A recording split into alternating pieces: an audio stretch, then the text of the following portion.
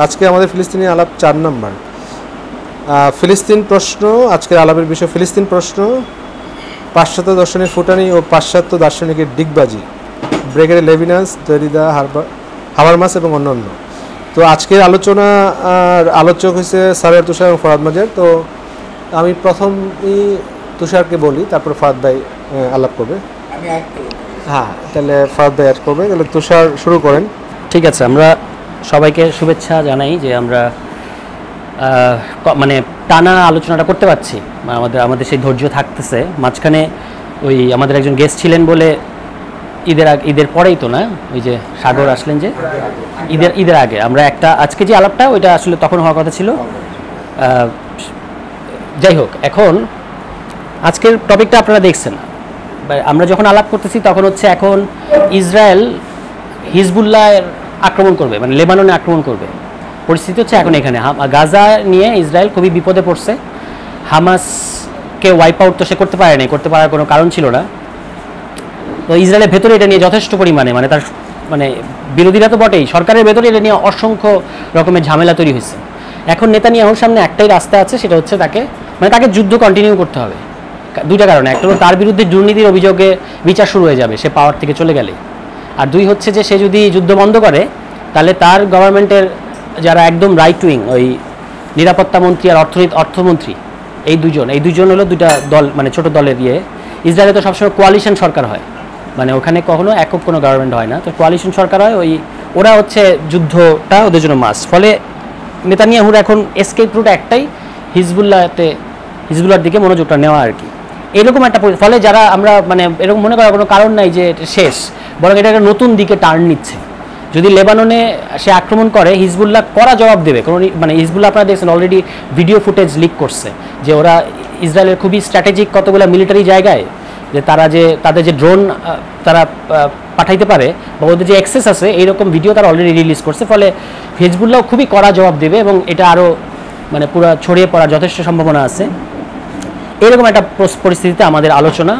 বাংলাদেশে রিসেন্টলি 10টা সমঝোতা স্মারক করে আসছে আমাদের সরকার ইন্ডিয়ার সাথে, এইটাও একটা প্রসঙ্গ। এগুলোর মধ্য দিয়ে আমরা এই আলোচনাটা করতেছি। তো প্রথমে আমাদের যে শিরোনাম বা ফিলিস্তিন পাশ্চাত্য দর্শন ও ফিলিস্তিন প্রশ্ন, মানে আমরা যখন এইটা শিরোনাম ঠিক করছি তখন আমাদের মাথায় ছিল যে ফিলিস্তিন প্রশ্নের সাপেক্ষে পাশ্চাত্য দর্শনকে বোঝা। পাশ্চাত্য দর্শনকে বোঝার অনেক জায়গা আছে এবং এটা একটা হিউজ সমুদ্র, এতটা পুরোটাতে আমার মানে আমি ধরেন পা ভিজাইছি আর কি, পাও ভিজছে কিনা ঠিক মতো মানে সন্দেহ আছে, কারণ ফরাদ ভাই তো গলা পর্যন্ত ডুবে আছে। তো এখন কিন্তু ফিলিস্তিনকে মাথায় রেখে আমরা যদি আলাপটা করি, পাশ্চাত্য দর্শনকে বুঝতে চাই, এইটা হচ্ছে আমাদের জন্য ইম্পর্টেন্ট, মানে বোঝাটা ইম্পর্টেন্ট হবে। এবং আমরা কথাটা বলতেছি ফিলিস্তিন প্রশ্ন। ফিলিস্তিন মানে হচ্ছে ফিলিস্তিনের ইতিহাস, যেটা ফিলিস্তিনে ঘটতেছে এবং এই ইতিহাস নিয়ে আমরা আলাপ করছি। কিন্তু ফিলিস্তিন প্রশ্ন কি? আমরা তো ফিলিস্তিন প্রশ্ন বা প্যালেস্টাইন কোয়েশ্চেন শব্দটা ব্যবহার করতেছি। ফিলিস্তিন প্রশ্ন কি? এটা আমি দুইটা উদ্ধৃতি দিব আপনাদেরকে, আপনাদের সামনে উদ্ধৃতি হাজির করবো, তারপর আমি আলাপটা করতে চাই আর কি। ছোট উদ্ধৃতি, বেশিক্ষণ সময় লাগবে না। একটা হচ্ছে যে একটা বাংলা উদ্ধৃতি, ফিলিস্তিন আমার কাছে এমন একটা চিহ্নের মতো যাকে কেন্দ্র করে প্রাচীন ও আধুনিক ইতিহাসের বিচার করলে মানব ইতিহাসের বহুল জটিল গ্রন্থির রহস্য উন্মোচিত হবে। ফিলিস্তিন আমার কাছে এমন একটা চিহ্নের মতো, চিহ্ন সাইন, যাকে কেন্দ্র করে প্রাচীন ও আধুনিক ইতিহাসের বিচার করলে মানব ইতিহাসের বহুল জটিল গ্রন্থির রহস্য উন্মোচিত হবে। এটা একজন বাংলাদেশের কেউ একজন লিখছে, আমি নাম পরে বলবো, 2008 সালের লেখা। আর আরেকটা ইংরেজি কোটেশন আমি একটু পড়ি। What do you talk about when you talk about Palestine? আমরা যখন প্যালেস্টাইন নিয়ে কথা বলি তখন আমরা কী নিয়ে কথা বলি? Morally, imaginatively, allegorically, somewhere beyond the reach of Eurocentric Western philosophy, for which Zionists have crafted a Jewish alterity? Do we talk about a truth, a gushing wound, an incremental genocide, a stolen homeland, the grandest European armed robbery of all time? Or do we talk about an allegory, a sign, a symbol, a shorthand for something other than itself, waiting to be theorized beyond the limitations of Levinas's Zionism? মানে দ্বিতীয় উদ্ধৃতিতে যার, তিনি 2018 সালে কথাটা বলছেন। দ্বিতীয়টা তিনি যেটা বলতে চাচ্ছেন যে আমরা যখন প্যালেস্টাইন নিয়ে আলাপ করি তখন আমরা কী আলাপ করি? আমরা কি ওই যে একটা টানা যে ইনক্রিমেন্টাল জেনোসাইড, ধারাবাহিক একটা জেনোসাইড এখানে চলতেছে, হ্যাঁ, এইটা নিয়ে আলাপ করি, এই যে একটা ঐতিহাসিক ক্ষত তৈরি হয়েছে ফিলিস্তিনের মধ্যে, এটা নিয়ে আলাপ করি, বা এই যে জেনোসাইড বা ইউরোপের ইতিহাসের সবচেয়ে ভয়াবহ যে মানে ভূমি ডাকাতি যেটা ইউরোপ করলো এখানে, এটা নিয়ে আলাপ করি, নাকি আমরা একটা সাইন, একটা সিম্বল, একটা কোনো প্রতীক নিয়ে আলাপ করি যখন আমরা ফিলিস্তিন নিয়ে আলাপ করি? এই উদ্ধৃতিটা যিনি দিয়েছেন তিনি 2018 সালে। আর প্রথমে যে বাংলা উদ্ধৃতি বললাম ওটা হলো 2008 সালে, ওইটা হচ্ছে আপনাদের সামনে বসে আছে ফরহাদ ভাইয়ের, উনি 2008 সালে এটা লিখছে। আর 2018 সালে যেটা, এটা হচ্ছে আপনার হামিদ দাবাসি, আপনারা অনেকেই তাকে চেনেন, ইরানের, উনি একজন মানে Iranian American post colonial theorist হিসেবে খুবই নাম করা আর কি। তো আমি যেই কারণে এই দুইটাকে হাজির করলাম, এটা কারণ হচ্ছে ফরহাদ ভাই 2008 সালে বলছেন যে ফিলিস্তিন আমার কাছে একটা চিহ্নের মতো, ফিলিস্তিন প্রশ্ন আমার কাছে একটা চিহ্নের মতো, একটা সাইনের মতো, যার মধ্যে দিয়ে আমি এই প্রাচীন এবং বিশেষত আধুনিক যে পৃথিবী আমাদের, এইটার অনেকগুলো জটিল গ্রন্থি খুলতে চাই। হামিদাবাসীও কিন্তু কাছাকাছি একই কথা বলতেছে, সাইন, সিম্বল, অ্যালিগরি। তো হামিদাবাসী পরে বলছে আর কি 2018 সালে, ফরহাদ ভাই এক দশক আগে আছে এদিক থেকে, ফরহাদ ভাই এটা বাংলায় বলছে। তো আসলে যখন আমরা ফিলিস্তিন প্রশ্ন বলি, তখন আমরা আসলে এই জিনিসটা করি, একটা চিহ্নকে খুঁজতে চাই, বুঝতে চাই, যে চিহ্নের একদিকে আছে হচ্ছে এই যে মানে ক্ষমতা, আরেকদিকে আছে হচ্ছে এটাকে যারা ধরেন এটা যারা ভুক্তভোগী থাকে। তো ফিলিস্তিন প্রশ্ন মানে আলোচনা করা মানে হচ্ছে আসলে আমাদের নিজেদেরকে নিয়েও আলাপ করা, কারণ আমরাও এক ধরনের ফিলিস্তিন আর কি। আপনি যদি ইন্ডিয়াকে মাথায় রাখেন, এবং ইন্ডিয়া যেভাবে এবার তো খুব কষ্ট হয়ে যাচ্ছে দিনকে দিন, হ্যাঁ, মানে শেখ হাসিনা যদিও বলতেছেন আমাদেরকে যেটা ইউরোপিয়ান ইউনিয়ন, কিন্তু ইউরোপিয়ান ইউনিয়ন এরকম কাঁটাদার দিয়ে ঘেরাও করে রেখে প্রতিদিন আপনার সীমান্তে ঢুকে গুলি করে মারার কোনো নজির নাই, হ্যাঁ, এটা গেল একটা। আর দ্বিতীয়ত আরেকটা হচ্ছে যেটা বিএনপি পন্থীরা করে থাকে, আমি বলবো যে এটাও ভুল একটা তুলনা। তারা বলে থাকে যেটা সিকিম হতে যাচ্ছে, it's not going to be Sikkim. আপনাদের এটা পরিষ্কার মাথায় থাকতে হবে, কারণ আমাদের যে ইতিহাস 47 এবং 71, এটাতে আমি ঢুকবো না ভেতরে, কিন্তু হিন্দুত্ববাদ নিয়ে আলাপে আমরা এটা নিয়ে আলাপ করবো। আমাদের যে ইতিহাসটা যদি আপনি ভালো করে খেয়াল করে দেখেন, যে কারণে পাকিস্তান হলো, ঠিক একই কারণে ওরা কোনোদিন সিকিম বানাবে না এটাকে, কারণ সিকিম বানানোর কারণ মানে হচ্ছে 18 কোটি মানুষকে আবার দায় নেয়া। এটা কেন নিতে যাবে ইন্ডিয়া? বলছে এখন যে মডেলটা চলতেছে it's the best model for them. এইটা হলো প্যালেস্টাইন মডেল, মানে ওয়েস্ট ব্যাংক মডেল। আমি যেটাকে মানে প্রচার করার চেষ্টা করতেছি, এটা একটা West bank model, not even Gaza একটু আলাদা। এটার ওয়েস্ট ব্যাংক মডেল এই দিক থেকে যে গাজায় যখন এই জেনোসাইডটা চলছে গত 7-8 মাস ধরে 37,000-এর বেশি লোক মারা গেছে, মানে ওরা খুন করছে। এই সময়ে কিন্তু ওয়েস্ট ব্যাংকে কি হচ্ছে এটা কিন্তু আলোচনায় আসতেছে না। ওয়েস্ট ব্যাংকে 700-র বেশি লোককে ওরা ইন দ্য মিন টাইম মারছে। ওয়েস্ট ব্যাংকে কিন্তু কোনো হামাস নাই, কিচ্ছু নাই। ফলে সালমান রুশদি যে ভয় দেখায়, যে কয়েকদিন আগে ভয় দেখাইলো না যে এখন যদি আপনি এখানে রাষ্ট্র করেন ফিলিস্তিন, তাহলে এটা তো আসলে হয়ে যাবে, এটা তো একটা ইরানের একটা ক্লায়েন্ট স্টেট হবে ইসরায়েলের পাশে, মানে হামাস যেহেতু এখন নেতৃত্বে আছে। তো হোয়াট অ্যাবাউট ওয়েস্ট ব্যাংক? এবং ওয়েস্ট ব্যাংকে কি করতেছে ইসরায়েল? ওয়েস্ট ব্যাংকে তো কোনো হামাস নাই। ওয়েস্ট ব্যাংকে এরকম কেন? এগুলো কিন্তু মানে ইয়েদের পক্ষে, রুশদি যে চিন্তা প্রক্রিয়ার লোক, তার পক্ষে বোঝা সম্ভব না। তো এই ওয়েস্ট ব্যাংক মডেলটাই হচ্ছে বাংলাদেশকে ইন্ডিয়া যেভাবে ম্যানেজ করেছে বেস্ট মডেল। এবং আমাদের সীমান্তে পত্রপত্রিকায় প্রচুর নিউজ হয়েছে, আমাদের সীমান্তে যে ধরনের নজরদারি ইকুইপমেন্ট, যে ধরনের অস্ত্রশস্ত্র ব্যবহার করা হয়, এই সবটাই হচ্ছে আপনার ইসরায়েলি ইয়ে। এবং এরপরে যেটা এই কয়েকদিন আগে আল জাজিরার একটা বড় রিপোর্ট বেরোলো, যেখানে আসলে দেখা গেল যে ভারতীয় যে গাজায় যে বোমা পড়ছে সেগুলো আসলে মেড ইন ইন্ডিয়া। আর মেড ইন ইন্ডিয়ার দুইটা ব্যাপার আছে, একটা হচ্ছে এগুলো ইন্ডিয়ান অস্ত্র, আর একটা হচ্ছে ইসরায়েলি অস্ত্র। মানে ইসরায়েলের ফ্যাক্টরি আছে কিন্তু ইন্ডিয়ায়, মানে ওদের সম্পর্ক তো খুবই গভীর। হাইফা পোর্ট যেটা ইসরায়েলের, এটা কিন্তু আদানি কিনে নিচ্ছে 70% আদানির। ফলে আমরা যদি না বুঝতে পারি যে আমরা একটা প্যালেস্টাইন, শুধুমাত্র আমরা রাতে আজকে নিরাপদে ঘুমাতে পারি বলে এবং কোনো বোমা পড়ে না বলে, তাহলে কিন্তু আমরা ভুল করব। আর সিকিম বলার হচ্ছে যে আমরা আপনি ভুলভাবে চিহ্নিত করলে ভুল সমাধানের দিকে আমাদের হাঁটতে হবে। It's not going to be Sikkim. এটা আসলে প্যালেস্টাইনের মতো করে একটা জিনিসকে ওরা এইভাবে রেখে দেবে, একটা বান্তুস্তান করে রাখছে। কিন্তু ইটস এ বান্তুস্তান, 3 দিক থেকে ঘেরাও করে রেখে তারপর হচ্ছে সে আপনার বুকের উপর দিয়ে চলে যাবে, যেটা আসলে জুইশ অনলি রোডের মতো। জুইশ অনলি রোড আছে না, আমরা এটা নিয়ে আলাপ করছি, যে যেখান থেকে শুধু ইহুদিরা চলতে পারবে, এই পাশেও ফিলিস্তিন, ও পাশেও ফিলিস্তিন, এরা রাস্তা পার হতে পারবে না, রাস্তা পার হলে গুলি।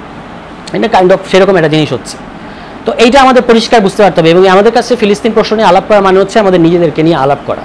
এবং সেটার সাপেক্ষে আমরা পাশ্চাত্য দর্শনকে যখন মিলাবো, তখন আমরা দেখবো যে এরকম একটা জেনোসাইড পৃথিবীতে চলতেছে নজিরবিহীন। মানে 21 শতকের পৃথিবীতে এরকম একটা জেনোসাইড চোখের সামনে ঘটতেছে, যখন কিনা আপনার এত মিডিয়া, এত মানে পৃথিবী একটা এত উন্নত জায়গায় গেছে বলে বলা হচ্ছে।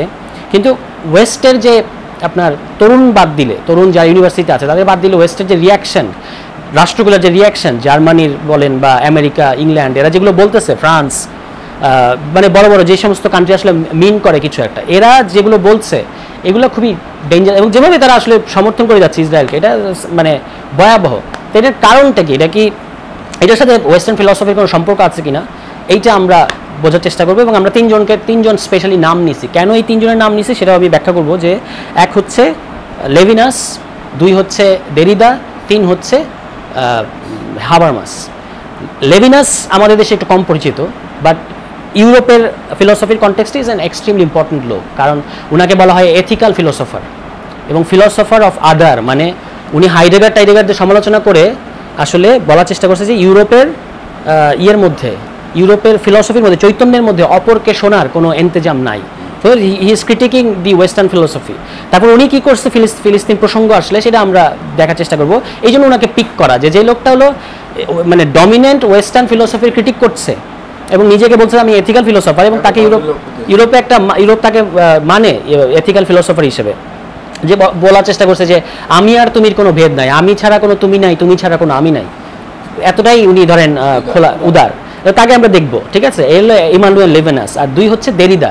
দেরিদা নিয়ে কথা বলতে আমার অনেক কষ্ট হবে, কারণ আমার একটু দেরিদার প্রতি বায়াসনেস আছে। Still truth must be spoken. Derrida এই কারণে আমাদের জন্য খুবই বাংলাদেশে যেহেতু দেরিদা খুবই প্রভাবশালী এবং দেরিদা ওয়ার্ল্ড ওয়াইড প্রভাবশালী, দেরিদাকে বুঝতে পারাটা আমাদের জন্য খুবই ইম্পর্ট্যান্ট। এবং আমাদের সুযোগ থাকলে আমরা দেরিদার ইসলাম প্রশ্ন নিয়ে আলাদা করে আলাপ করতে হবে। যে ইসলাম, আমার একটা আন্দাজ আছে, আমি এখন এটার ব্যাপারে পুরোপুরি না, মানে কনফিডেন্ট না, কিন্তু আরও একটু ভেতরে ঢুকলে হয়তো দেখা যাবে যে ঘটনা আমি যা অনুমান করতেছি তাই।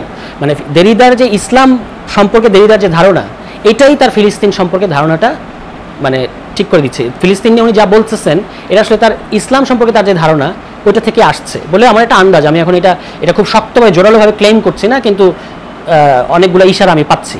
আর 3 নম্বর হচ্ছে, তো দেরিদা কেন, দেরিদা ফর অবভিয়াস রিজন, যে দেরিদা মডার্নিজমের সমালোচনা করতেছে, ডিকনস্ট্রাকশন হাজির করছে, এবং এটা একটা ডেমোক্রেটিক প্রজেক্ট। মানে ওয়েস্টার্ন ফিলসফির যে আনডেমোক্রেটিক চেহারাটা আছে এটাকে উনি আরও, এবং সারা দুনিয়ার পোস্ট কলোনিয়াল যে তত্ত্ব, এইটা আসলে ডিকনস্ট্রাকশনের উপর বিপুলভাবে প্রভাবিত। সো দেরিদা একদম সেন্ট্রাল লোক যাকে গুরুত্ব দিয়ে দেখতে হবে। আর 3 নম্বর হচ্ছে হাবারমাস সাহেব। হাবারমাসের এই যে কাণ্ড উনি করছে এটা হলো আরও রিসেন্ট। মানে আমরা এই দুজনের প্রথম যে দুজনে আলাপ করলাম এরা আগে বলে গেছে এগুলো, তারা তো দুজনে কেউই জীবিত নাই। কিন্তু হাবারমাস এই কাণ্ডটা করছে হচ্ছে 7 অক্টোবরের পরে, যখন উনি প্রিন্সিপালস অফ সলিডারিটি নামে একটা স্টেটমেন্ট দিছে, আপনারা এটা খুঁজে পাবেন। আরও 3 জন স্বাক্ষরদাতা আছে, বাট ওই 3 জন হলো তার আইদার তার শিষ্য অথবা তার মানে সাথে কাজ করে, অত প্রমিনেন্ট না। এটা বেসিক্যালি আসলে হাবারমাসেরই প্রজেক্ট। তো এটার পরে এটা নিয়ে প্রচুর রিয়াকশন হয়েছে, উনি যা বলছে এটা নিয়ে আসিফ বায়াত ইরানিয়ান সোশিওলজিস্ট লিখছে, হামিদ দাবাসি লিখছে, এই যে ইরফান আহমদ উনি লিখছেন, তুরস্কে পড়ান, এরা অনেকেই লিখছে। তা আমি সেগুলো একটু টাচ করবো যে কারা কি বলতেছেন। তো প্রথমে লেভিনাসের প্রসঙ্গে আসি। তো লেভিনাসের বেলায় যেটা বলার চেষ্টা করলাম, যে লেভিনাস হচ্ছেন ইউরোপিয়ান ফিলসফির সমালোচনা করছেন। প্রথমত উনি বলছেন যে ইউরোপ আসলে সেলফ নিয়ে অনেক অবসেসড, আমি কি এটা নিয়ে অবসেসড। ওনার একটা বিখ্যাত বই হলো ডিফিকাল্ট ফ্রিডম, আর আরেকটা হলো জিউস থট টুডে। এই দুটো বই থেকে আমি মূলত কথা বলবো। যে ওখানে উনি বলছেন যে, যেমন হাইডেগার উনি সমালোচনা করতেছেন যে হাইডেগার কখনোই অপরের ব্যাপারটা ভেবে দেখেন নাই, এবং পরে যে উনি যে তার যে পলিটিক্যাল অ্যাফিলিয়েশন নাজিদের সাথে হাইডেগারের, হ্যাঁ, এটার কারণ দেখাচ্ছেন যে উনি যে এই যে সবসময় সেলফ নিয়ে, আপনারা জানেন যে ওয়েস্টার্ন ফিলসফির একটা প্রধান জিনিস হচ্ছে যেহেতু এটা নিজেকে প্রাচীন গ্রিক যে ফিলসফি এইটার উত্তরাধিকার মনে করে, এখানে সেলফ আমি কে এটা একটা সেন্ট্রাল প্রশ্ন। দেখেন ওই যে নো থাই সেলফ, এখান থেকে শুরু হচ্ছে জিনিসটা। তো এইটা ওয়েস্টার্ন ফিলসফির মধ্যে আমি কে বা আমির স্বরূপটা কি, নিজের স্বরূপটা কি, এটা বুঝতে পারা হচ্ছে ওয়েস্টার্ন ফিলসফির একটা প্রধান ব্যাপার। তো এইখানে লেভিনাস সমালোচনা করছেন যে এইটা করতে গিয়ে মানে তুমিকে চিনতে পারছে না ওয়েস্ট, এবং তখন উনি এই তত্ত্বটা দিচ্ছেন যে আমি আর তুমি তো আলাদা কিছু না, আমি ছাড়া কোনো তুমি নাই আর তুমি ছাড়া কোনো আমি নাই, ঠিক আছে। এবং তখন উনি বলতেছেন যে ওনার 2টা কনসেপ্ট খুবই ইম্পর্টেন্ট। একটা হচ্ছে দ্য আইডিয়া অফ ফেস, সুরত, আমরা বাংলায় বলবো আদম সুরতের আছে না আমাদের তারেক মাসুদের, সুরতের কনসেপ্ট। আরেকটা হচ্ছে প্রক্সিমিটির, নৈকট্যের কনসেপ্ট।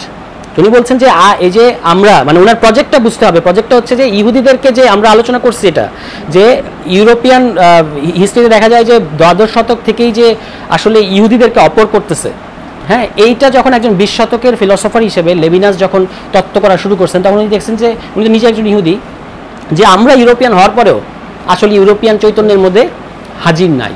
তো উনি এই সমালোচনাটা করতেছেন যে আমাদেরকে নিতে হবে, তোমার যে আমি আর তুমি একই ধরনের ফেসের অধিকারী, এটা তার কথা। মানে এই ফেস মানে আপনারা মানে আক্ষরিক ফেস বুঝলে হবে না, মানে এটা একটা আইডিয়া আর কি, যেটা আমরা পরস্পরকে চিনতে পারি, আমাদের মধ্যে প্রচুর মিল আছে। কারণ উনি বলতেছেন যে ওয়েস্ট শুধু প্রাচীন গ্রিকের না উত্তরাধিকার না, এটা হচ্ছে বাইবেলের উত্তরাধিকার, মানে পুরনো বাইবেলের। ফলে উনি বলতেছেন যে মানুষের জন্য যা কিছু গুরুত্বপূর্ণ এবং মানুষ যা কিছু গুরুত্বপূর্ণ করছে এই সবটাই আছে হচ্ছে either in Greek or in Bible. এই এবং পরে উনি একটা শব্দ দিচ্ছেন যে জু গ্রিক বা গ্রিক জু, ঠিক আছে। আর যা কিছু আছে এই দুটার ট্রেডিশনের বাইরে এগুলো সব হচ্ছে নৃত্য, ডান্স, এগুলো ম্যাটার করে না। হচ্ছে লেভিনাস সাহেবের কথা, মানে যিনি হচ্ছে আপনার ওয়েস্টের সাথে করছে যে তোমার কাফেলার মধ্যে আমাকেও নেও, আমিও আছি তো, কারণ তুমি ছাড়া কোনো আমি নাই, আমি ছাড়া কোনো তুমি নাই, এবং তোমার যে এই রহমতের যে মানে ওয়েস্টের রহমতের যে সামিয়ানা, এটার ভেতরে আমিও আছি। আমি হচ্ছে ইহুদি, এই জন্য উনি জুডিও ক্রিশ্চিয়ান ট্রেডিশন এটা বলতেন, খুবই এটা এই শব্দটাতে খুব জোর দিতেন। জুডিও ক্রিশ্চিয়ান ট্রেডিশনই হচ্ছে মানব সভ্যতার সেভিয়ার। কিন্তু উনি আবার ধরেন অন্য যা কিছু আছে এই গ্রিক জুডিও ক্রিশ্চিয়ান, ইসলাম নাই জুডিও ক্রিশ্চিয়ানের মধ্যে মানে আমরা গতটাতে মনে আলাপ করছিলাম যে কি বলে এই জুডিও ক্রিশ্চিয়ান কথাটা কিন্তু খুব recent invention, second world war পর থেকে। এটা আগে পাওয়া যেত, যেমন জার্মান জু এই ধরনের মানে জুদেরকে অন্তর্ভুক্ত করার জন্য এরকম বলা হতো, কিন্তু এটাকে একটা ফিলোসফিক্যাল এবং সিভিলাইজেশনাল প্রজেক্ট হিসেবে হাজির করা, এইটা ঘটতেছে আসলে সেকেন্ড ওয়ার্ল্ড ওয়ারের পরে বেসিক্যালি আমেরিকায়।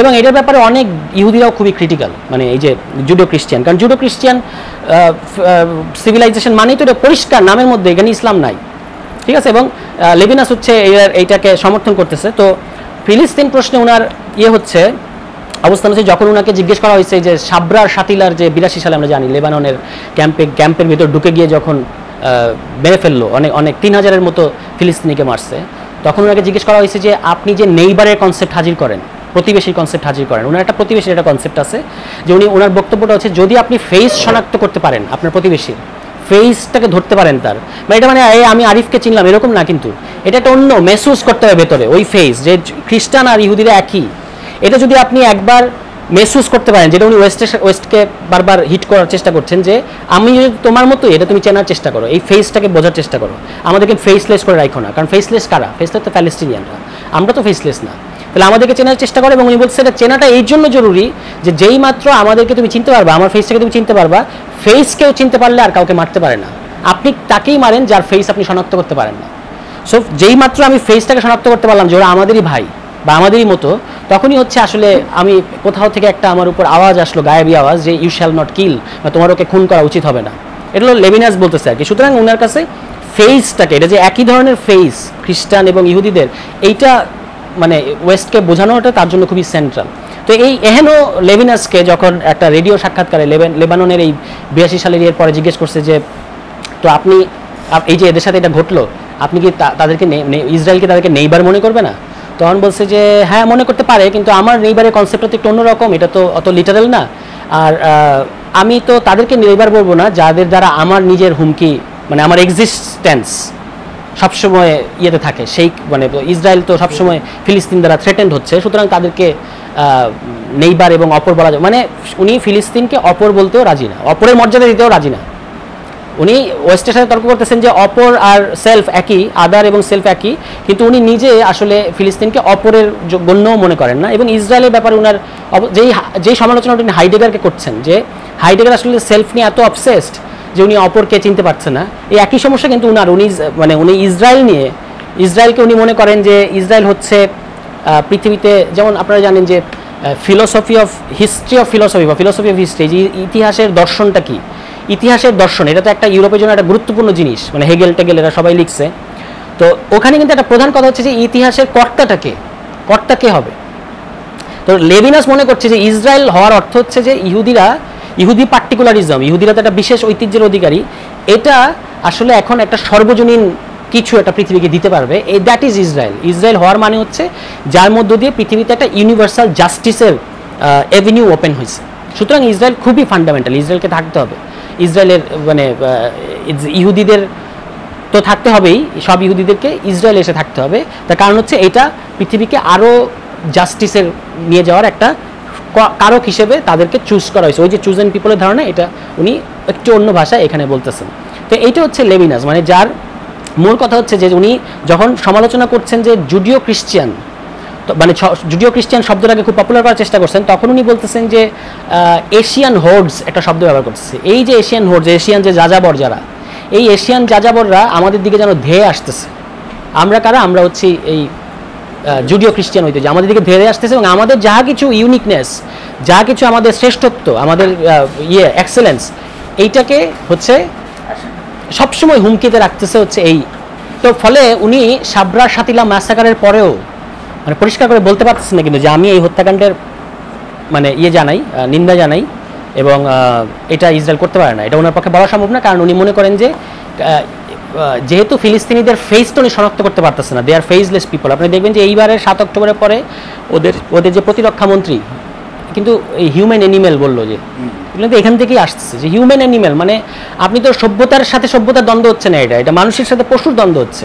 সুতরাং এখানে তো আমরা অ্যাকিউরেসি ইম্পর্টেন্ট না, এই কথা কিন্তু বলছে এরা, যে অ্যাকিউরেসি ইম্পর্টেন্ট না, ইম্পর্টেন্ট হচ্ছে আমরা এদেরকে কতটা অ্যানাইহিলেট করতে পারতেছি, because they are faceless people, এদের ফেস নেই, আমরা ফেসটা শনাক্ত করতে পারি না।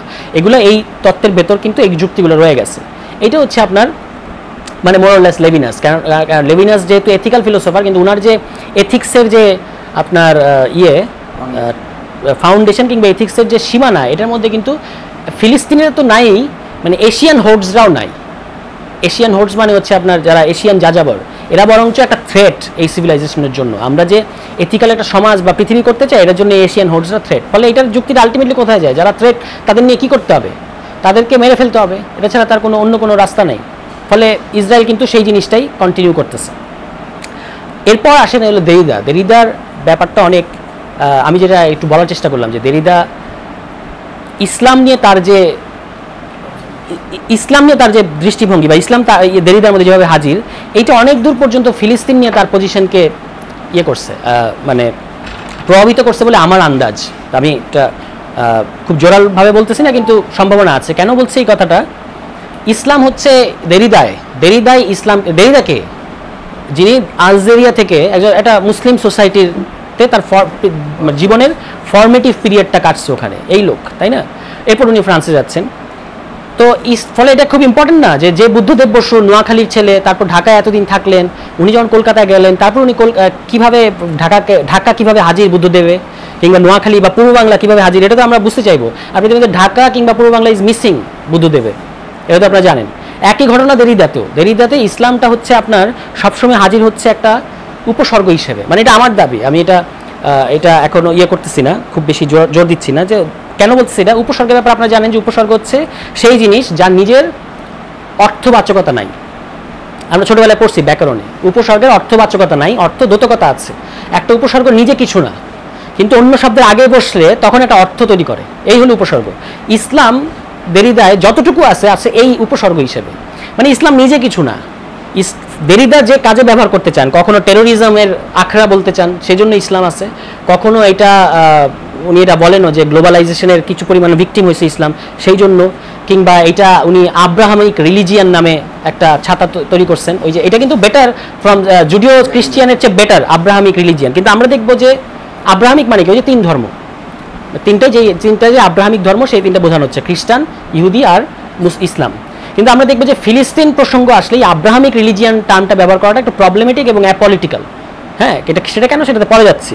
তো এই আব্রাহামিক রিলিজিয়ান বললে আরেকটা যেটা মুশকিল হয়, ইসলাম নিয়ে যখন উনি আলাপ করতে যান, one of the Abrahamic religions, ধরেন আপনি এভাবে বললেন অন্যতম আব্রাহামিক রিলিজিয়ান, তখন কিন্তু আপনি ইসলামকে হারাই ফেললেন আসলে, মানে মধ্যে যে একই ফেসলেস হয়ে গেল ব্যাপারটা। তো এইটা হচ্ছে দেরিদার যে উনি যা করতে চান ইসলাম নিয়ে, কখনো এটা আব্রাহামিক রিলিজিয়ানের মধ্যে এটাকে রাখতে চান, কখনো এটাকে টেরোরিজম, ফান্ডামেন্টালিজমের একটা উৎস বলতে চান।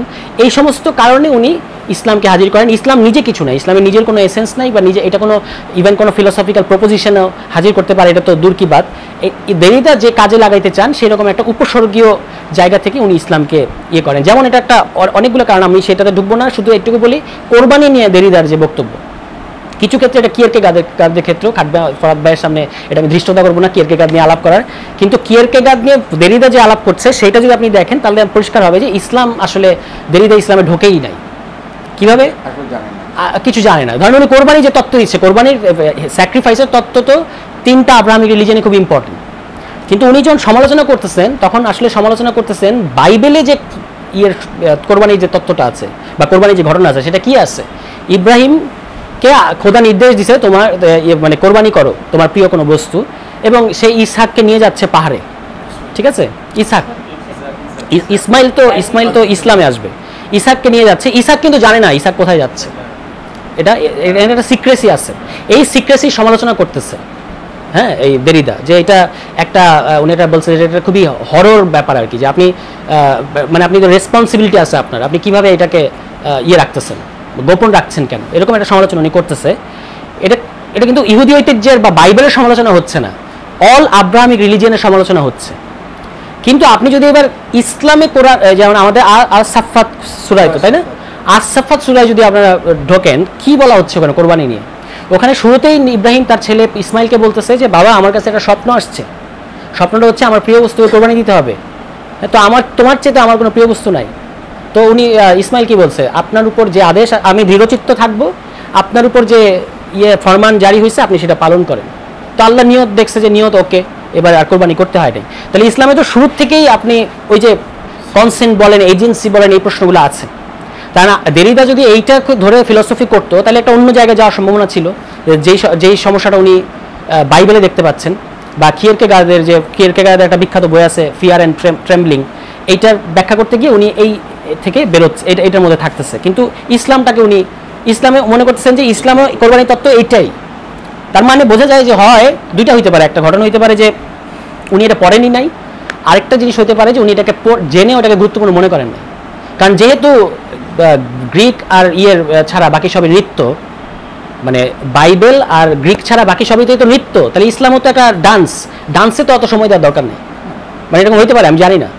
তো এই যে এটা হলো তার ইসলাম সম্পর্কিত সমস্যা, এইটা ফিলিস্তিন সম্পর্কিত তার পজিশন ঠিক করার ক্ষেত্রে মানে কোনো ভূমিকা রাখছে কিনা সেটা খুঁজে দেখতে হবে। কিন্তু ফিলিস্তিন নিয়ে উনি যেটা করতেছে সেটা হচ্ছে ধরেন প্রায় বার্নার্ড লুইসের মতো ওরিয়েন্টালিস্টদের কাছাকাছি, মানে এটা দেরিদার মতো একজন অ্যান্টি ফাউন্ডেশনালিস্ট ফিলসফারের ক্ষেত্রে কিন্তু এটা খুবই মেনে নেওয়া কষ্টকর।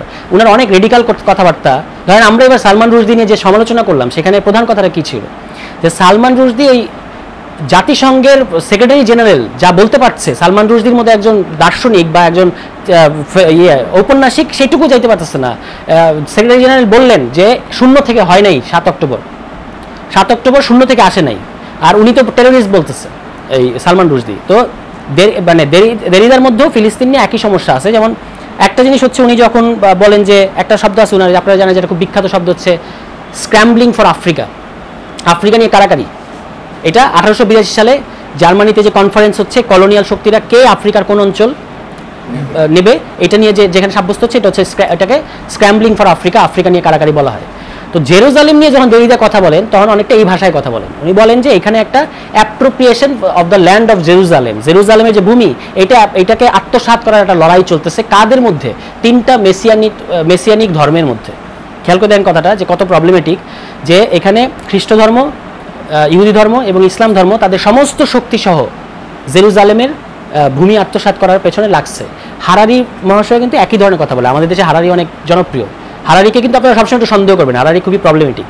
তো এটা দেরিদাও বলতেছেন যে এটা হচ্ছে অ্যাপ্রোপ্রিয়েশন অফ ল্যান্ড। তো আপনি যখন এটা এভাবে বলেন তখন কি ঘটে, যে জেরুজালেমের যে স্থানীয় বাসিন্দা যারা ফিলিস্তিনি, তারা যে তাদের ভূমিকে রক্ষা করার জন্য সংগ্রাম করতেছে, অ্যান্টি কলোনিয়াল একটা সংগ্রাম করতেছে, আপনি এটাকে একটা ধর্মযুদ্ধে দিকে নিয়ে যান। যে কারণে আমরা আসলে এই যে এই ফিলিস্তিন কনটেক্সটে যখন দেরিদা আব্রাহামিক রিলিজিয়ানস বলেন তখন এটার পক্ষে না কেন আমি, এটা বেটার কিন্তু জুডিও খ্রিস্টিয়ানের চেয়ে আমি বলতেছি, কারণ আব্রাহামিকের মধ্যে ইসলামও অন্তর্ভুক্ত। কিন্তু প্রবলেম হচ্ছে যে এগেইন ওই সমস্যাটা করে যে এখানে যে একটা অ্যান্টি কলোনিয়াল সংগ্রাম করতেছে ফিলিস্তিনিরা, এটা কিন্তু গায়েব হয়ে যায়। আব্রাহামিক রিলিজিয়ান তারা একটা ধর্মযুদ্ধে লিপ্ত, এরকম মনে হয়। ব্যাপারটা তো এরকম না, আপনি ইউরোপ থেকে এখানে এসে তারপরে একটা সেটলার কলোনিয়াল সোসাইটি গড়ে তুলছেন, এই হচ্ছে সত্য। তার পেছনে আপনি বাইবেলকে দোহাই হিসেবে মানতেছেন। তাহলে এইটা যদি আপনি হিসেবে নেন তখন কিন্তু দেরিদার এই আব্রাহামিক রিলিজিয়ানের যে কনসেপ্ট, এটা খুবই প্রবলেমেটিক হবে অন্তত এই কনটেক্সটে। অন্য কনটেক্সটে কি হবে, আব্রাহামিক রিলিজিয়ন নিয়ে এমনি অন্য তর্ক আছে ফিলিস্তিন প্রশ্নের বাইরে, যে কেউ কেউ বলে এটা একটা ওরিয়েন্টালিস্ট কনস্ট্রাক্ট, কেউ কেউ আবার বলে যে না এটাতে ইসলামে কিন্তু আব্রাহামিক রিলিজিয়নের কোনো ধারণা নাই। এটা আপনারা আরিফ আমার চারা ভালো জানবেন যে ইসলামে আছে কি মিল্লাতে ইব্রাহিম, মিল্লাতে ইব্রাহিম আর আব্রাহামিক রিলিজিয়ন একই কনসেপ্ট না, হ্যাঁ সেটাতে আমি ঢুকতেছি না। তো আব্রাহামিক রিলিজিয়ন বলাটা এই কনটেক্সটে সমস্যাজনক হবে। আরও যেটা বড় সমস্যা দেরিদা করে রাখছেন সেটা হচ্ছে, এটা আমাদের দেশেও আছে, ইসরায়েল নিয়ে আলাপ, ইসরায়েলকে জাস্টিফাই করার ক্ষেত্রে এই ইডিওলজিটা আমাদের দেশেও হাজির। উনি বলেন যে ফাউন্ডিং ভায়োলেন্স বা অরিজিনারি ভায়োলেন্স। আপনারা জানেন যে সমস্ত রাষ্ট্র, প্রায় সমস্ত রাষ্ট্র আসলে একটা ফাউন্ডিং ভায়োলেন্সের উপর দাঁড়ানো, মানে তাকে একটা ভায়োলেন্স করে এই রাষ্ট্রটা গোড়াপত্তন করতে হয়েছে। তো উনি বলতেছেন যে ইসরায়েল আসলে অন্য সকল, এটা কিন্তু নর্মাল, এটাকে আজকালকার ক্রিটিকরা বলতেছেন যে দিস ইজ নর্মালাইজিং ইসরায়েল, ইসরায়েলকে কিন্তু ইসরায়েলকে ফারিয়া রাষ্ট্র বলা হয়, যেটা এটা একটা আলাদা ধরনের কি বলে অন্যরকম রাষ্ট্র, এটাকে অন্য কোনো কিছুর সাথে, কোনো অ্যান্টি কলোনিয়াল সংগ্রামের সাথে মেলানো যাবে না। ইন্ডিয়া, আলজেরিয়া, বার্মা এই সমস্ত রাষ্ট্র শত ত্রুটির পরেও এগুলো একটা অ্যান্টি কলোনিয়াল মুভমেন্টের মধ্য দিয়ে রাষ্ট্র হয়েছে। তো আগাগোড়া কিন্তু 20 শতকে ইহুদিরা বা জায়নবাদীরা বলে আসছে যে আমরা একটা কলোনি করতে যাচ্ছি। আমরা বলছি এর আগে হার্জেলের সামথিং কলোনিয়াল, এরকম আরও অন্যান্যদেরও এরকম বক্তব্য আছে। 40-এর দশকে এসে যখন হাওয়া বদলে গেছে পৃথিবীর, যখন আর আমরা কলোনিয়াল শক্তি এটা বললে আর কেউ বাহবা দেয় না, বরং নিন্দা করে, তখন এসে জায়নবাদীরা ভাষা বদলানো শুরু করছে, বললো যে আমরা আসলে স্বাধীনতা যুদ্ধ করছি। আপনারা দেখবেন যে ইসরায়েলের যে এটা ফাউন্ডিং স্টেটমেন্ট, ওটার নাম কি? ওটার নাম হচ্ছে এস্টাবলিশমেন্ট অফ ইসরায়েল। ওটা কিন্তু ইন্ডিপেন্ডেন্স, ওনারা মুখে মুখে ইন্ডিপেন্ডেন্স বলে যে ইন্ডিপেন্ডেন্স ডিক্লারেশন, কিন্তু আসলে ওটা হচ্ছে founding of Israel, establishment of Israel, এরকম একটা নাম। ওরা পরে এটাকে স্বাধীনতা সংগ্রাম বলা শুরু করছে, মানে ইন্ডিপেন্ডেন্স। তো আপনি যখন বলেন যে এটা হচ্ছে ফাউন্ডিং ভায়োলেন্স আছে অন্যান্য সকল রাষ্ট্রের মতো, ইসরায়েলেরও আছে, তখন মুশকিল হয় হচ্ছে যে ইসরায়েলের ব্যাপারটা কিন্তু শুধু ফাউন্ডিং ভায়োলেন্স না, মানে ইন্ডিয়া পাকিস্তানের কথা ভাবেন, ইন্ডিয়া পাকিস্তান রাষ্ট্র দুটো হওয়ার সময় এখানে প্রচুর মানুষকে মরতে হয়েছে, প্রচুর ভায়োলেন্স হয়েছে, তারপরে দুটো রাষ্ট্র যাত্রা শুরু করছে। এইগুলো মোটামুটি সব রাষ্ট্রের মধ্যে এটা আছে। কিন্তু ইসরায়েল তো দাঁড়ায় আছে একটা যেটাকে বলা হয় যে পারপেচুয়াল জেনোসাইডের উপর, মানে সে কন্টিনিউয়াস জেনোসাইড করা ছাড়া সে এখানে টিকতে পারবে না, কখনোই থাকতে পারবে না। তার টিকে থাকার মানেই হচ্ছে তাকে ফিলিস্তিনিদেরকে জেনোসাইড করতে হবে। It is not about founding violence, মানে ভিত্তিমূলক সহিংসতার ব্যাপার না এটা। যখনই ভিত্তিমূলক সহিংসতা দিয়ে ইসরায়েলকে জাজ করতে যাব আমরা, তখন আমরা এটাকে আসলে নর্মালাইজ করবো, মানে অন্যান্য 8-10টা রাষ্ট্রের মতো এটাকে একই কাতারে ফেলা হবে, যেটা ইসরায়েলের কাজে আসবে আসলে। তো উনি বলছেন যে যেহেতু সকল রাষ্ট্রের একটা ফাউন্ডিং ভায়োলেন্স আছে, মানে আপনারা যদি তার respects of marks, avoiding the impossible, তারপর অ্যাক্টস অফ রিলিজিয়ান, এই সমস্ত বই পড়েন, কিংবা তার যে এর আগে আমি কোরবানি নিয়ে যেটা বললাম সেটা তার গিফট অফ ডেথ, এই সমস্ত বইয়ের মধ্যে এই জিনিসগুলো পাওয়া যাবে। তো ফাউন্ডিং ভায়োলেন্স বলে এটা একটা সমস্যা হচ্ছে। দ্বিতীয় সমস্যাটা হচ্ছে যে উনি বলতেছেন যে 88 সালে উনি ইয়েতে গেছেন, অকুপাইড জেরুজালেমে তাকে আমন্ত্রণ জানানো হয়েছে বক্তৃতা দেওয়ার জন্য দেরিদাকে। সেখানে তিনি বক্তৃতা দিতে গেছেন এবং বক্তৃতা দেওয়ার সময় উনি বলছেন যে, মানে একটা মৃদু আপত্তি করছেন যে কোনো ফিলিস্তিনি নাই, থাকলে ভালো হতো। তো আপনি যখন এত নাইভ ভঙ্গিতে জিনিসটা বলেন, ঠিক আছে, যে আপনারা বলতে পারেন যে উনি তো খোঁজ নিচ্ছে ফিলিস্তিনি আছে কিনা। তখন প্রথম ইন্তিফাদা চলছে ফিলিস্তিনিতে 88 সালে, আমরা এটা আলোচনা করছি। প্রথম ইন্তিফাদার সময় ইসরায়েলিরা কি বলছে যে ব্রেক দ্য বোনস, এরকম, মানে ফিলিস্তিনিদেরকে তোরা ধারে কাছে ঘেঁষতে দিবে না। তখন আপনি শুধু এটার পেছনে যে হিস্ট্রি আছে, কেন ফিলিস্তিনিরা নাই ওই কনফারেন্সে, এটা যে একটা হিস্ট্রির ব্যাপার, একটা পলিটিক্সের ব্যাপার, এইটা যদি দেরিদা বুঝতে না পারে তাহলে অন্য তো কেউ বুঝতে পারবে না যে এই যে না থাকার পেছনে একটা বড় রাজনীতি আছে, যে ওদের রিপ্রেজেন্টেশন থাকবে না। উনি ওখানে গিয়ে একটা বক্তৃতা দিয়ে আসছে এবং তখন উনি বলছেন যে আমি কিন্তু ভাই কোনো অ্যান্টি জিউইশ টেন্ডেন্সি পছন্দ করি না। কোনটাকে উনি অ্যান্টি জিউইশ টেন্ডেন্সি উনি বলছে যে হ্যাঁ, ইসরায়েলের কিছু পলিসিকে আবার ইয়ে করা দরকার, রিভিউ করা দরকার।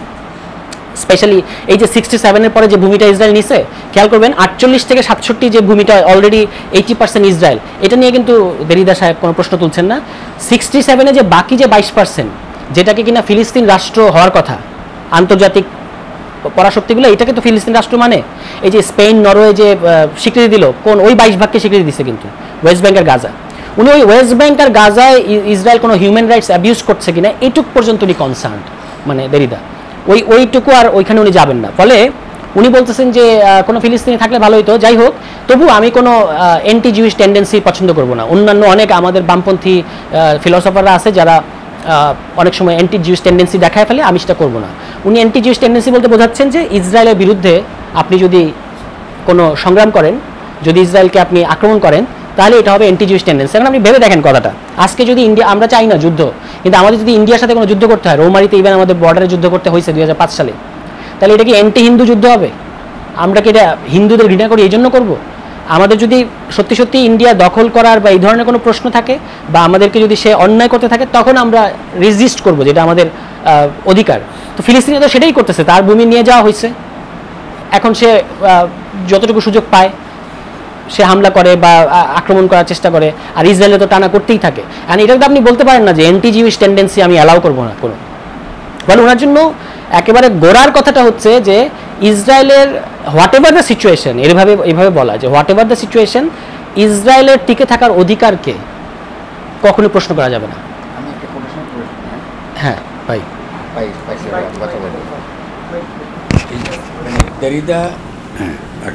দেরিদা তখন ওই যে তুষা বলছেন, দেরিদা তখন ইসরায়েলে গেছে, খুব খুব ইম্পর্টেন্ট কিন্তু যুদ্ধের সময়, এবং ইসরায়েলে তার যাওয়াটাও কিন্তু রিকগনিশন গেছে। তিনি সেখানে গিয়ে তিনি যে কথাটা বলছে, মানে তার অন্যান্য উদার্য সহ তিনি উদার কথাবার্তা বলছে।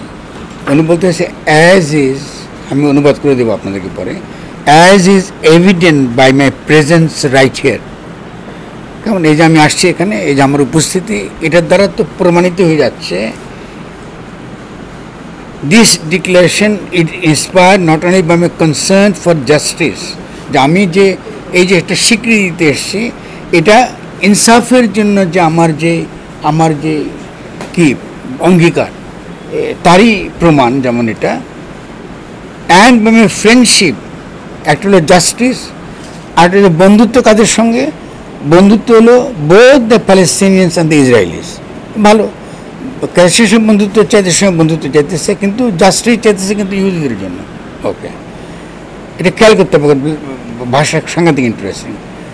তারপর এটা খুব interesting, it is meant as an expression of respect for a certain image of Israel. মানে এই ইসরায়েলটাই তার যে বিশেষ যে রূপ, এটাকে আমি পছন্দ করি, এটাকে স্বীকৃতি দেওয়ার জন্যই আমার আজকে ইসরায়েলে আসা, and as an expression of hope for its future, এবং তার ভবিষ্যতের জন্য একটা আশা ব্যক্ত করার জন্য আমি এখানে এসেছি।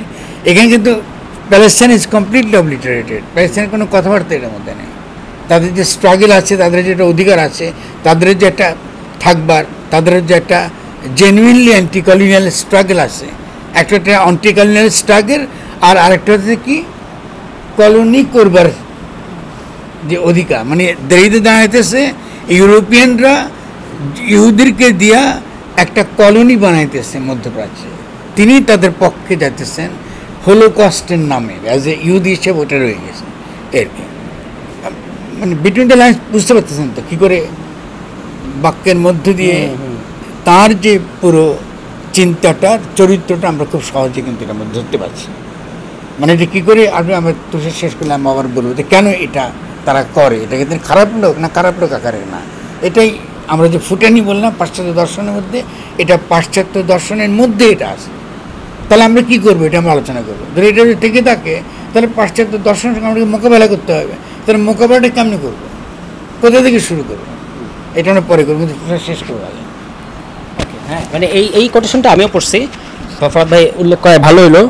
এখানে খুবই খুবই খুবই খুবই গুরুত্বপূর্ণ কোটেশন দেরিদাকে বোঝার জন্য। শুধু প্যালেস্টিনিয়ান শব্দটা একবার আছে, প্যালেস্টিনিয়ানের সাথে উনি বন্ধুত্ব চায়।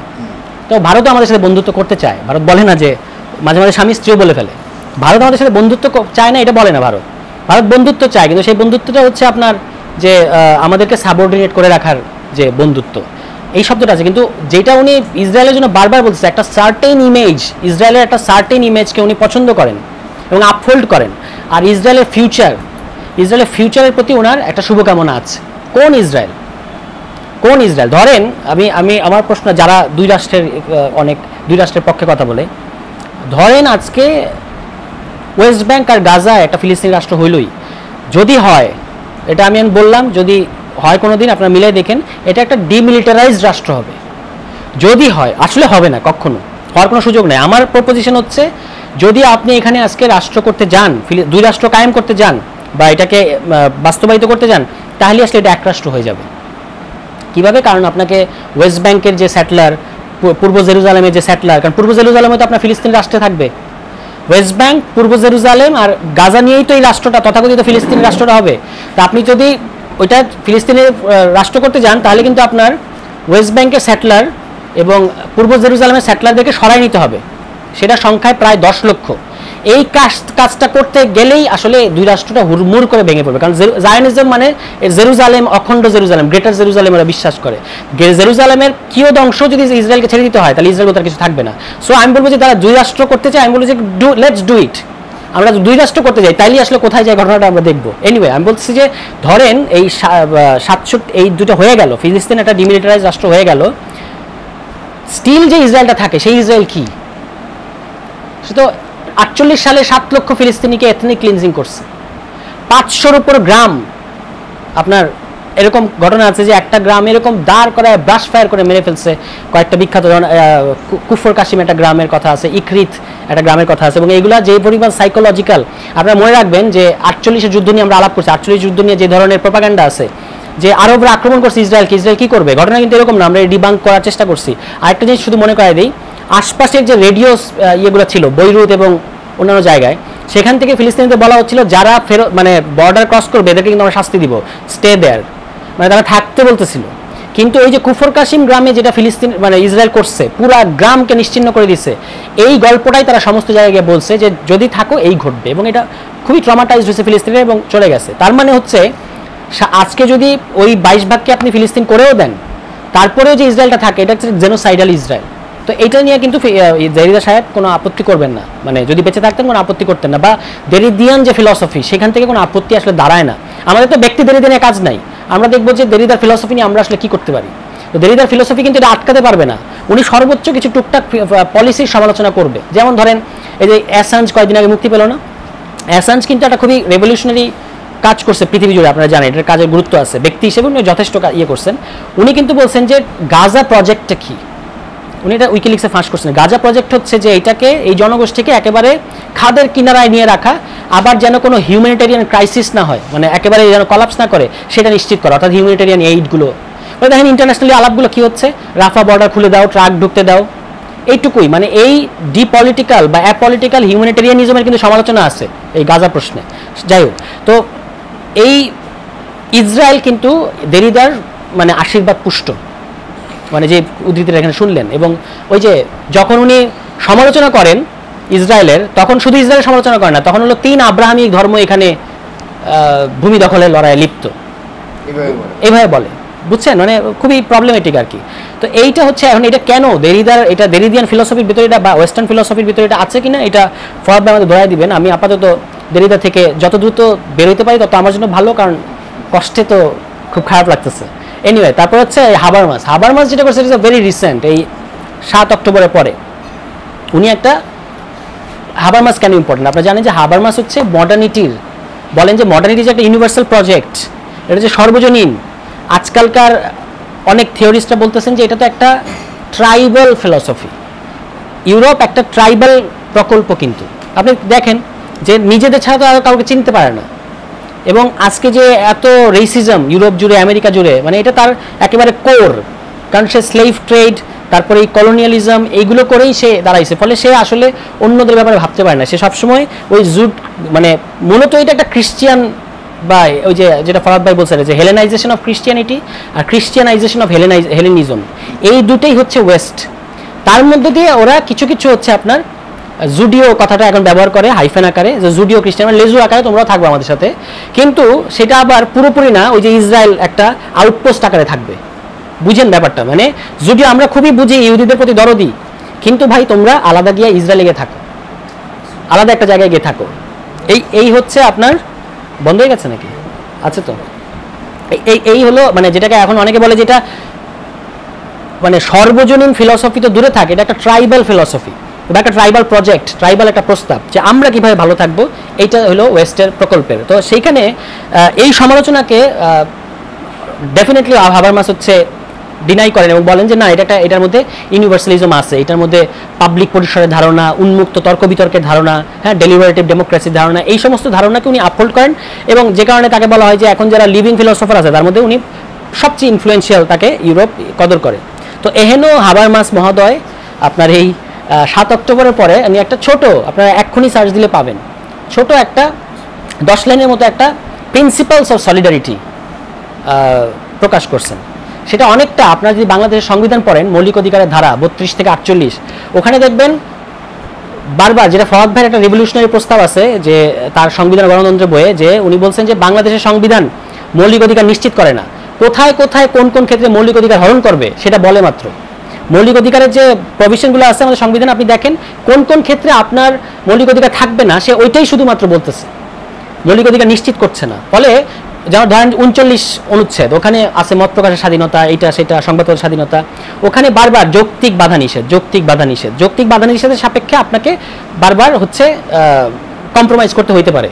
ধরেন আদর্শ প্রকাশন নিয়ে 3টা বই করলো, তখন কিন্তু এই যৌক্তিক বাধা নিষেধের কথা বলা আসছে। তো হাবারমাস সাহেব কিন্তু এই যৌক্তিক বাধা নিষেধের প্রসঙ্গটা প্রিন্সিপালস অফ সলিডারিটি, তোমরা যে সলিডারিটি দেখাচ্ছ আজকের ইয়াং জার্মানরা বা ইয়াং ইউরোপিয়ানরা ফিলিস্তিনের পক্ষে, কিন্তু প্রিন্সিপালস ভুলে যায় না, যা মানে সমস্ত কিছুতেই সলিডারিটি। আচ্ছা, দেরিদার আরেকটা জিনিস বলে রাখি, ওই যে ফেসের কথা বলছি আমরা লেভিনাসের ক্ষেত্রে, তো ফেসই যদি ব্যাপার হয় তাহলে তো আসলে সব ফেসই ইম্পর্টেন্ট হওয়ার কথা। তো এইটার প্রশ্নে আমেরিকায় এক বক্তৃতা দিতে গিয়ে দেরিদা বলছে যে আমি যদি সমস্ত ফেসের দায়িত্ব যদি আমাকে নিতে হয় তাহলে I would be very irresponsible. বুঝছেন, মানে ফেস ধারণাটা তাদের জন্য ইম্পর্টেন্ট, কিন্তু উনি আবার বলছে সকল ফেসের দায়িত্ব যদি নিতে হয় তাহলে আমি খুবই রেসপন্সিবল আচরণ করব। সুতরাং সকল ফেসের দায়িত্ব আসলে ইভেন ক্রিটিক্যাল দেরিদা মহোদয় নেবেন না। তো এই আবার এই হাবারমাস হচ্ছে আপনার যখন তরুণদেরকে আহ্বান করতেছে লিখিত আকারে যে তোমরা একটু বুঝে শুনে সলিডারিটি প্রকাশ করো, ঠিক আছে, ডেলিবারেটিভ ডেমোক্রেসির মধ্যে উন্মুক্ত বাক প্রতিবাদ তর্ক বিতর্ক করে আমরা একটা সিদ্ধান্তে যাব, এটাই আমাদের অ্যাজাম্পশন। কিন্তু সেটা যদি নিজেদের জন্য হয়, যদি এই যে ফিলিস্তিনের মতো একটা ফেসলেস কোনো কিছু জনগোষ্ঠীর ক্ষেত্রে হয়, তখন কিন্তু প্রিন্সিপালসটা মাথায় রেখো, এই প্রিন্সিপালসটাকে ওদের ক্ষেত্রে অ্যাপ্লিকেবল হবে, এটাকে মাথায় রাখতে হবে। তো ওই স্টেটমেন্টের মতো এই যে দেরিদার যে কোটেশনটা ফওয়াদ ভাই পড়ছেন, একই রকম ওখানে ফিলিস্তিন কথাটা উল্লেখ আছে একবার, কিন্তু উল্লেখ করার সাথে সাথে উনি আবার মনে করাই দিচ্ছেন যে যদিও অনেকে বলছেন যে ইসরায়েল জেনোসাইড করতেছে, তবু আমি বলবো যে ইসরায়েলের রাইট টু এক্সিস্ট এটা নিয়ে কোনো প্রশ্ন কখনো করা যাবে না। ইসরায়েল জেনোসাইড করছে কিনা সেটা অন্য তর্ক হাবারমাসের মতে, কিন্তু ইসরায়েলের যে রাইট টু এক্সিস্ট আছে এবং ইসরায়েল এখন যেটা করতেছে তার সেলফ টু ডিফেন্স, নিজেকে ডিফেন্ড করার, এইটা আসলে মানে কোনো অসুবিধা নেই, এটাই ঠিক আছে, ওনাকে তাকে এটাই করতে হবে, কারণ সে আক্রান্ত। এবং কি বলে মানে ইসরায়েলের অফিসিয়ালরা যে কথাগুলো বলে আর কি সবসময়, যে আমরা তো আসলে হিউম্যান অ্যানিমেলদের সাথে করতেছি, এই একই ধরনের টোন আপনারা এটার মধ্যে পাবেন। যদিও একবার মাত্র ফিলিস্তিনিকে শব্দটা ব্যবহার হাবারমাস করবেন, কিন্তু বাকি পুরোটার মধ্যে হচ্ছে আমাদের যে জার্মান রিপাবলিকের যে ভ্যালু, এই ভ্যালু সবসময় আমাদেরকে ইসরায়েলের পক্ষে অবস্থান নিতে বাধ্য করে। জার্মান রিপাবলিকের যে ভ্যালু, এটা সবসময় আমাদেরকে ইসরায়েলের পক্ষে থাকতে বাধ্য। কেন? কারণ ওই যে আপনার গিল্ট আছে, আপনি হলোকাস্ট করছেন, এই জন্য এখন আপনাকে ইসরায়েলকে সবসময় সমর্থন করে যেতে হবে। ফলে ওই লেভিনাসও একই জিনিস মনে করে যে যারা মানে ইসরায়েল হলো একটা টাইমলেস ভিকটিম, তারা ইতিহাসের অনন্ত ভিকটিম, যারা নিজেরা হচ্ছে হলোকাস্টের শিকার, তারা কিন্তু নিজেরা হলোকাস্ট বা এই জাতীয় কিছু করতে পারে না। আমরা যখন জেনোসাইড নিয়ে আলাপ করছি, আপনাদের মনে আছে নিশ্চয়ই যে আমরা বলছি যে জেনোসাইডের সংজ্ঞাটা কিন্তু তৈরি করা হলোকাস্টের আদলে। এবং যখনই আপনি বলেন যে ইসরায়েল জেনোসাইড করতেছে, তখন দুইটা সমস্যা হয়। মানে কেন ইসরায়েলকে কখনোই জেনোসাইড করা এই প্যারাডাইমে প্রমাণ করা মুশকিল হবে। এক হচ্ছে ইসরায়েলিরা বা সারা পৃথিবী মানে করার সাথে সাথে ইসরায়েল জেনোসাইড করছে এটা বলার সাথে সাথেই আপনার যে এটা কি হলোকাস্টের মতো হচ্ছে কিনা, এই যে গ্যাস চেম্বার, এই তুলনার চলে আসে, কারণ এটা সংজ্ঞার মধ্যেই আছে। আর দ্বিতীয় কারণ হচ্ছে যারা নিজেরা হলোকাস্ট শিকার, তারা কি হলোকাস্ট করতে পারে, এই প্রশ্নটা গ্লোবাল কমিউনিটি এখান থেকে বেরোতে পারে না। ফলে ইসরায়েলকে অন্তত এখন মানে সাউথ আফ্রিকা যে কাজটা আইসিসিতে করতেছে, দ্যাটস ভেরি ইম্পর্টেন্ট, কিন্তু আমার সন্দেহ আছে যে ইসরায়েলকে জেনোসাইডের দায়ে দুষ্ট করা যাবে কিনা, মানে এটা আপনি অন্তত এই সংজ্ঞা অনুযায়ী পারবেন না। বরং জেনোসাইডের বিশেষজ্ঞরা যে সমালোচনাটা করতেছে যে কেন জেনোসাইডই হইতে হবে, অন্যান্য যে জেনোসাইড কি ক্রাইম অফ অল ক্রাইমস, সকল ক্রাইমের এলো শিরোমণি। তো আপনি বারবার যখন জেনোসাইডের দিকে হিট করতে থাকেন, তখন অন্যান্য ওয়ার ক্রাইম এটা কিন্তু আর তখন মানে ইয়েতে থাকে না। তো এখনকার জেনোসাইড বিশেষজ্ঞরা বলতেছে এই জেনোসাইড শব্দেই সমস্যা আছে, এটা কি আক্রমণ করো। বরঞ্চ আমাদের দেশে যে জেনোসাইড নিয়ে যে সমস্ত কাজ আছে, সেখানে যারা কাজ করছেন এটা নিয়ে, তারা বারবার প্রমাণ করার চেষ্টা করছেন যে আমাদের সাথে একটা জেনোসাইড ঘটছে, এবং তখন তারা পোড়ামাটি নীতি, ওই যে হলোকাস্টের ওই তুলনাগুলো করার চেষ্টা করে, কিন্তু তারা কেউ আমার অন্তত নজর পড়ে নাই যে প্রশ্ন করছে যে কেন জেনোসাইডই হতে হবে, জেনোসাইড না হলে কি অন্যান্য আপনি 10 লাখ হোক 15 লাখ হোক 20 লাখ হোক 30 লাখ লোক মারছেন, এটা কি কিছু যায় আসে না? মানে যদি শুধু আপনি প্রমাণ করতে পারেন যে আমার একটা মিলিটারি ইন্টেনশন ছিল, তাইলেই আর তো জেনোসাইড হচ্ছে না। হ্যাঁ, এবং তখন এই 30 লাখ মানুষের কোনো ইয়ে নাই। ফলে ইসরায়েলকে জেনোসাইডের দায়ে দুষ্ট করা খুব খুব কঠিন হবে। কিন্তু হাবারমাস ওইটুকুও আপনার আড়াল রাখতেছেন না। উনি বলছেন যদি এই ধরনের কথা যদিও আছে, তবুও আমরা ইসরায়েলের যে টিকে থাকার অধিকারের ব্যাপারে আমরা নিঃসংশয়, এবং এটা আমাদের বিশেষ ধরনের জার্মান রিপাবলিকান যে ভ্যালু, এইটা আমাদেরকে বাধ্য করে এই মানে সবসময় ইসরায়েলের পক্ষে থাকতে। ঠিক আছে, এরকম একটা তার স্টেটমেন্ট। এখন সংহতি কথা বলতে মানে ইহুদিদের সঙ্গে আমাদের একটা সংহতি, হ্যাঁ, আমাদের একটা ওদের প্রতি আমাদের একটা সংহতি আছে। মানে আপনার স্টেটমেন্টটা, আমি মূল ইয়েটা বললাম, আপনার স্টেটমেন্টটা 7-8 লাইনের একটা স্টেটমেন্ট, আপনারা খোঁজ দিলেই হাবারমাস স্টেটমেন্ট লিখে খোঁজ দিলেই পাবেন। যেটা বলার কথা হচ্ছে, এটার পরে স্বাভাবিকভাবে কিছু রিয়াকশন হয়েছে। হ্যাঁ, যেমন আমি নাম বলছি যে আসিফ বায়াত, ইরানিয়ান সোশ্যোলজিস্ট, উনি সমালোচনা করছেন খুবই মাইল্ড আর কি। আপনারা যদি পড়েন, উনি প্রিয় হাবারমাস ভাই, আপনার কাছ থেকে এটা আশা করি নাই, এই ধরনের আর কি। বাট ওখানেও ইম্পর্টেন্ট কথাবার্তা আছে। আর হামিদ দাবাসী আমি বলবো যে মোর ইয়ে, তো এই আসিফ ভাইয়ের যেটা বলতেছে যে কন্ট্রাডিক্ট করে হাবারমাস যে কথাটা বললেন যে জার্মান তরুণদেরকে যে একটু ভাবো সলিডারিটি প্রদর্শন করার আগে, এটা তার ফিলোসফির সাথে কন্ট্রাডিক্ট করে। হামিদ দাবাসী বলছে নো, কন্ট্রাডিক্ট করে না। কারণ এইটা যদি ওই যে মাথায় রাখেন যে একটা এথনিক প্রজেক্ট, তাইলে এটা তখন এই উন্মুক্ত বাকবিতণ্ডা বা উন্মুক্ত তর্ক বিতর্ক বা র্যাশনাল ডায়লগ এটা তখন প্রযোজ্য হবে যখন এটা আমাদের মধ্যে, অন্যদের বেলা হবে না। ফলে উনি বলছেন, হামিদ দাবাসী বলছেন যে ইয়ে একেবারে অ্যাবসলিউটলি অন ট্র্যাক হাবারমাস। কারণ এইটাই হচ্ছে ইউরোপিয়ান ফিলসফি, যে আসলে সবসময় অপরের বেলায় তার ওই যে রহমতের যে ছাতাটা ওই পর্যন্ত যাবে না, যারা অপর তাদের বেলায় যাবে না। ইন্ডিয়া লার্জেস্ট ডেমোক্রেসি, কিন্তু ইন্ডিয়ান ইভেন যারা এনটি বিজেপি ইয়েরা চিন্তাবিদের মধ্যে আমাদের অনেক প্রিয় মানুষেরাও আছে, তারা কিন্তু বাংলাদেশে ইন্ডিয়া কি করতেছে এটা নিয়ে কথা বলবে না। উল্টো কেজরিওয়াল বলবে যে দেখো মোদি আমাদেরকে বাংলাদেশের লেভেলে নামাই নিয়ে যাচ্ছে, এটা আমাদের দেশের মানুষজন খুশি হয়েছে। এই কথা কিন্তু খুশি হবেন না, আপনারা একটু অপমানিত হবেন। মানে কেজরিওয়াল কেন কেজরিওয়ালের কথা বলছি, কেজরিওয়াল হচ্ছে যদি যারা যে বিজেপি চলে গেলে যে ভালোরা পাওয়ারে আসবে তাদের লোক, তো মানে রাহুলের পরে যে লোকটা আসলে প্রধানমন্ত্রী হওয়ার রেসে সবচেয়ে আগে আছে সে তো কেজরিওয়াল। তো উনি বলছেন যে আমাদেরকে মোদি দেখো আমাদের কোথায় নিয়ে গেছে, মোদি আমাদেরকে বাংলাদেশের লেভেলে নিয়ে গেছে। এই একই সমস্যা ওরা করে যখন কিনা বুলডোজার দিয়ে কোনো আক্রমণ করে, মানে বুলডোজার দিয়ে আপনার ধরেন কোনো মুসলমানের বাড়ি ঘর, তো যখন বুলডোজার দিয়ে কোনো মুসলমানের বাড়ি কিংবা মসজিদ আজকের ইন্ডিয়ান রাষ্ট্র যখন ঘুরায় দেয়, তখন ইন্ডিয়ান লিবারেলরা this is going to be Muslim India, হ্যাঁ, বা হিন্দু পাকিস্তান এগুলো বলে। হিন্দু পাকিস্তান মানে পাকিস্তানে রেগুলারলি হয়, এই তুলনাটা করে। এবং বারবার জিন্নার ভূত তারা দেখতে পায় যে জিন্না হলো সকল সর্বনাশের গোড়া, এবং আমাদের যে সাজানো বাগান ডেমোক্রেসির এটা আসলে বিজেপি নষ্ট করতেছে। তো আমরা যখন হিন্দুত্ববাদ নিয়ে আলাপ করবো তখন আমরা এই ন্যারেটিভের মধ্যে যে প্রবলেম আছে, এবং এই ন্যারেটিভ যে বাংলাদেশকে আজকে বিজেপি তো সেদিন আপনার বাংলাদেশ পলিসি ঠিক করছে, আগ পর্যন্ত দিস ওয়াজ কংগ্রেস পলিসি, এটা আমাদেরকে তখন দেখতে হবে। বাট আমি এখন যেটা বলতে চাচ্ছি সেটা হচ্ছে আমাদের খুব ঘনিষ্ঠ কলকাতার আমাদেরই বয়সী এটা কোনো একটা ইউনিভার্সিটি সম্ভবত যাদবপুরে পড়ায়, ভালো লোক, আমাদের সাগর ভাইয়ের মতোই ভালো লোক, সাগনিক সাহা, উনি একটা বই শেয়ার দিছে। বইটা হলো, এই বইয়ের সমালোচনা আমি আগেও করছি, আরেকবার করে রাখি। এটা হচ্ছে ফয়সাল দেবজির একটা বই। ফয়সাল দেবজিকে আপনারা চেনেন, খুবই ইম্পর্টেন্ট ইন্ডিয়ান থিওরিস্ট। ওনার একটা বইয়ের নাম হচ্ছে মুসলিম জায়ন। উনি পাকিস্তান যে একটা পলিটিক্যাল আইডিয়া হিসেবে এটাকে উনি হাজির করেন হচ্ছে মুসলিম জায়ন আকারে, যেটা একটা ওই যে জায়নিজমের মতো। কিন্তু এটা কিন্তু খুবই ভুল তুলনা, কারণ দুইটা কারণে আমি বলি। এক নম্বর হচ্ছে পাকিস্তান সারা পৃথিবীর মুসলমানদের এসে বলে নাই যে পাকিস্তানে আসো, মানে এটা একটা মুসলমানদের এটা সাবকন্টিনেন্টাল মুসলমানদের জন্য আলাদা। কারণ প্রথমত ব্যাপারটা ছিল যে আমরা যারা ইন্ডিয়ান সাবকন্টিনেন্টে মাইনরিটি, আমাদেরকে আলাদা থাকার জায়গা দেন, এটা রাজি হয় নাই, তারপর পাকিস্তানে গেছে। ঠিক আছে, এক। আর দুই হচ্ছে পাকিস্তান বলে না আমরা মক্কায় গিয়ে পাকিস্তান করব, মানে হলিল্যান্ডে গিয়ে পাকিস্তান করব, এটা তো বলে নাই। সুতরাং এই তুলনা চলে না, বরং যদি তুলনা করতেই হয় তাহলে বলতে হবে হিন্দু জায়ন। কেন? কারণ আজকের যে হিন্দুত্ববাদী ইন্ডিয়া, এটা মানে আমরা যতটুকু ভাবতে পারি তার চেয়ে বেশি মানে মিল জায়নিজমের সাথে। তো সেটা আমরা হিন্দুত্ববাদ নিয়ে যখন আলাপ করবো তখন এটাকে প্যারালাল হিন্দুত্ববাদ এবং জায়নবাদের যে সম্পর্ক ইডিওলজিক্যাল এবং মিলিটারি সম্পর্ক পর্যন্ত কোন লেভেলে আছে, যে এখন গাজা ইন্ডিয়ান বোমা পড়তেছে, এগুলো নিয়ে আমরা তখন দেখব। এখন হাবারমাস প্রসঙ্গে যেটা লাস্ট কথা বলার, যে হামিদ দাবাসী যেটা বলছে আমি এটাকে আপহোল্ড করি যে এটা আসলে উনি কোনো কিছু কন্ট্রাডিক্ট করেন নাই, কারণ এটা যখন অন্য অপরের ব্যাপারে তখন আসলে এই রেশনাল ডায়ালগ এগুলো ওই যে যৌক্তিক বাধা নিষেধ তখন হাজির হবে, তখন ওই যৌক্তিক বাধা নিষেধটা হাজির হবে, কারণ যেহেতু তুমি এমন কিছু ব্যাপারে কথা বলছো যেটা টেরোরিজমকে উস্কে দিতে পারে, সেখানে আসলে অত রেশনাল ডায়ালগিং এর কিছু নাই। এটা হচ্ছে হাবারমাসের মত। তো হাবারমাস কিন্তু আপনারা একটু খোঁজ নেবেন যে যখন হি ওয়াজ ইয়াং তখন হিটলারের বাহিনীতে উনি যোগ দিয়েছিলেন, ঠিক আছে। সো সেই হাবারমাস মহোদয় কিন্তু মানে সেলিব্রেটেড লিবারেল হিউম্যানিস্ট যে ইউরোপ।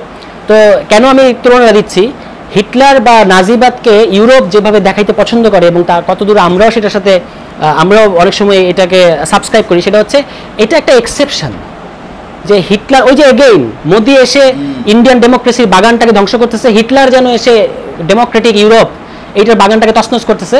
তো এম.এস. সেজারকে যদি আপনারা পড়ছেন, এম.এস. সেজার কিন্তু খুবই কড়াভাবে তখনই বলছে যে এই যে হিটলারকে নিয়ে এত শিহরণ, মানে বিভীষিকার তৈরি করছে যেন হিটলার, এইটা আসলে হিটলার মানুষ মারতেছে এই কারণে না, হিটলার ইউরোপিয়ানদেরকে মারতেছে, এই জন্য হচ্ছে ইউরোপিয়ানদের সমস্যা। আদারওয়াইজ তোমরা তো এই কাজ কলোনি জুড়ে করেই আসছো। জার্মানি 1904 থেকে 8 সালে যে এইবার যখন আইসিজেতে নিয়ে গেল সাউথ আফ্রিকা ইসরায়েলকে, তখন জার্মানির সাথে সাথে কিন্তু এখানে গিয়ে বললো যে আমাদের ইসরায়েলকে সমর্থন দিতে হবে। তখন নামিবিয়া আবার ইয়ের বিরুদ্ধে দাঁড়াইছে, জার্মানি বলছে যে ভাই তুমি 1904 থেকে 1908 সালে আমার হেরেরো এবং নামা জনগোষ্ঠীর সাথে ব্রুটালি